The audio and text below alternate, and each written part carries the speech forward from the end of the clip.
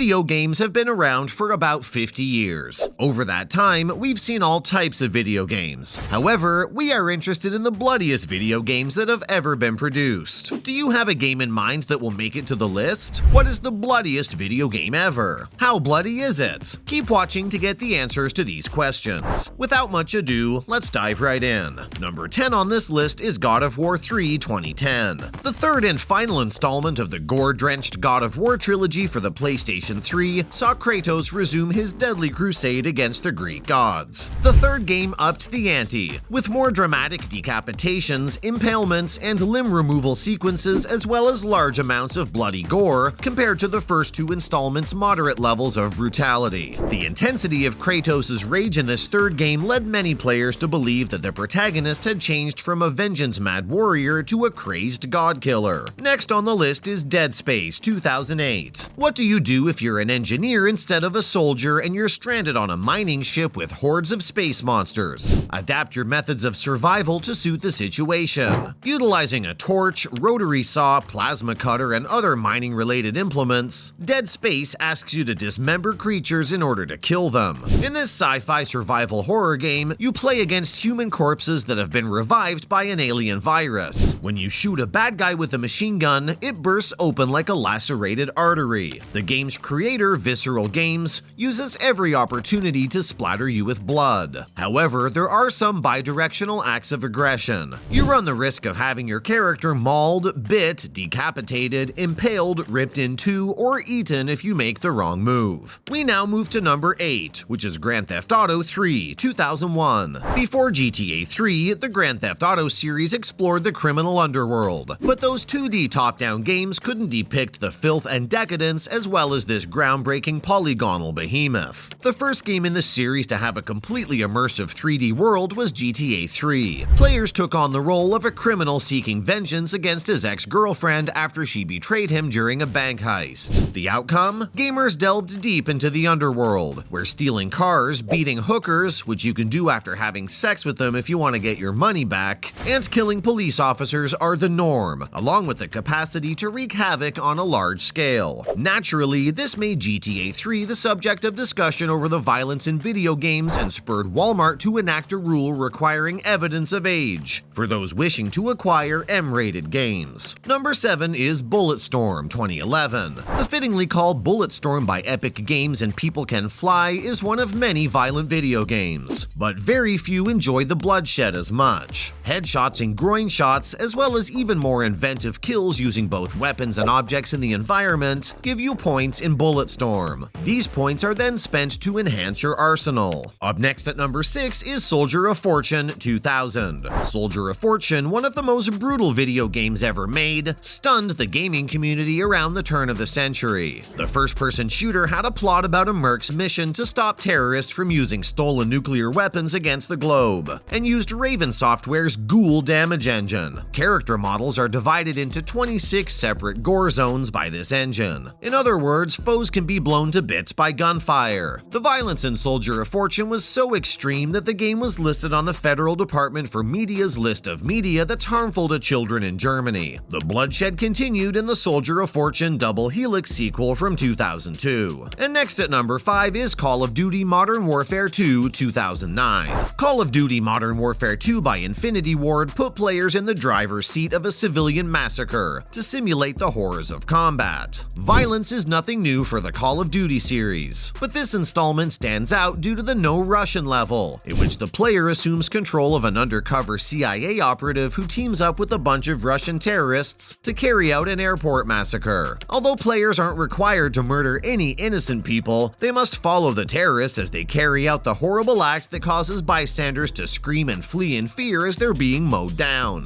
The violence in this game, unlike that in many other controversial video games, served a purpose and was crucial to the story as a whole. Even if players chose to forego participating in the slaughter, the character will nonetheless eventually be put to death by a terrorist commander. Up next at number 4 is Manhunt 2003. Grand Theft Auto 3, released by Rockstar Games in 2001, intensified the debate about video game violence, but the studio's own Manhunt is the undisputed king of gore and blood. In this real-life snuff film, a death row inmate named James Earl Cash finds himself the star, crowbar, and the only way to survive is to kill every gangbanger you see. The reward if he succeeds? Freedom. With crowbars, plastic bags, and knives as weapons, Manhunt escalated the gore, and also gave players significant points for coming up with brutal killing techniques that, in some cases, leave the victims gasping for air as they pass away. Rockstar Games staff members even engaged in an internal debate regarding the game's content because of how violent it was. Number 3 is, wait for it, Postal 1997. There isn't much of a plot in Postal. Instead, utilizing weaponry like machine guns, Molotov cocktails, and napalm, the goal is to go on a violent rampage and kill a specific amount of armed, non-playable characters on each level. The excessive brutality, complete with wailing victims, extended to any innocent bystanders who happen to cross your homicidal path. Of course, there's no punishment for blasting the good guys. Postal and its follow-up Postal 2, featuring the late Gary Coleman, were early examples of violent video games and were outlawed in several nations. And number 2 is Mad World 2009. The Nintendo Wii wasn't just a platform for kid-friendly games, as Mad World, developed by Platinum Games and released by Sega, demonstrated. Players take control of Jack Kamen as he fights his way through the brutal Death Watch game show in this video game. The vicious weapon-based action in Mad World, which was inspired by Frank Miller's Sin City comics, is set in a harsh black and white environment that's frequently accented by red when you defeat enemies in either the basic combat modes or the aptly dubbed bloodbath challenges. However, the brutality is so excessive that it makes the slaughter seem humorous, softening its impact a little. Germany outlawed the sale of the game. Finally, at number 1, we have none other than the legendary Mortal Kombat, 1992 and 2011.